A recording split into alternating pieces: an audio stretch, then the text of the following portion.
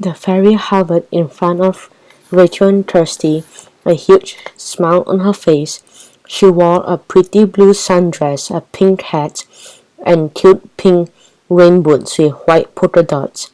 She carried a straw basket in her hand. "Girls, remember me," she said. "I'm Edie the Garden Fairy." "Hello again, Edie," Rachel said with a laugh. "If you are here, then that means your wand must be close by," Kirsty said eagerly. Edie nodded. "Yes, and I need your help to get it back, girls," she replied. "As you know, I don't have much magic of my own because I'm still in training. Getting my wand back will give me a magical boost, and then I'll be able to start taking care of gardens everywhere." "We'd love to help, Edie," Kirsty explained, "but we promise to plant all these saplings. We have to make this empty lot look green and beautiful before the mayor arrives, or else it will be turned into a parking lot," Rachel added. Eddie looked horrified. "Those who can work on the garden and look for my wand," she assured them. "Green spaces are so important. I'll help you plant the saplings, and we can keep an eye out for the goblin who has my wand. At the same time, I just know he's around here somewhere." The girls were at the very edge of the garden, far from the other volunteers. Eddie stayed hidden among the saplings, just to be on the safe side. Meanwhile, Kirsty began digging holes, pacing the distance between each one carefully. Rachel followed behind her, planting the saplings. "You could plant them in groups of three," Eddie suggested, picking to watch. "Oak, then beech, then ash, and so on." "Good idea," Kirsty agreed, beginning to dig another hole. "Oh," she panted, "the ground's really hard here." Eddie snapped her fingers, and a few sparkles of fairy magic drifted down onto the ground. Kirsty tried again, and this time her shovel slid smoothly into the earth.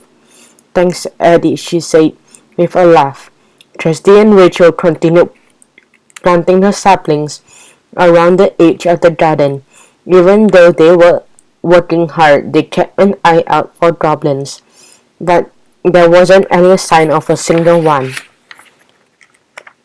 "We are almost finished planting these two sides now," Rachel said with satisfaction.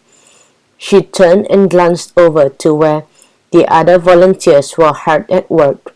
"The garden's starting to look a lot better, isn't it?"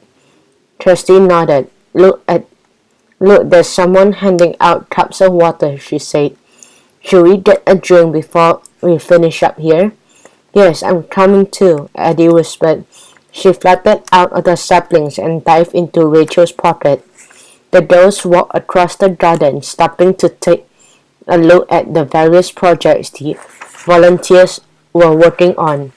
"Hi, girls," called Janet, who was planting rows of sweet-scented lavender bushes. "We are making mini gardens. Come and see." Rachel and Kirsty hurried over. One of the mini gardens was full of herbs planted in circular beds, and another was full of beautiful fragrant shrubs with pink, white, and purple flowers.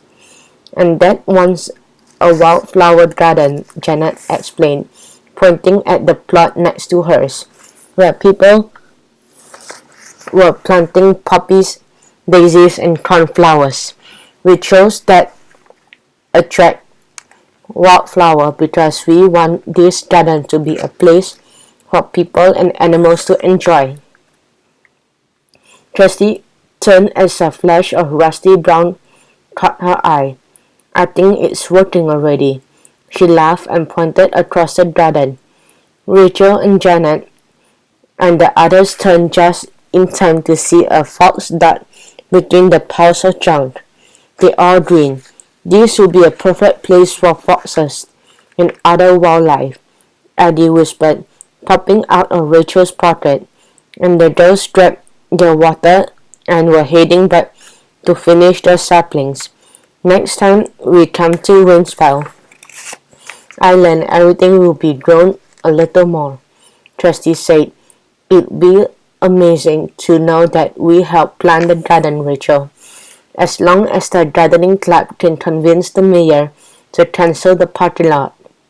Rachel reminded her friend with a sigh. Suddenly she gasped in horror. Trusty, look at our saplings. Trusty cried out in surprise as she stared at the tiny trees they'd planted. Half of the saplings had been pulled from the earth. They were now laying limply on the ground. What happened? Rachel wondered. Trusty shook her head. All their hard work was ruined.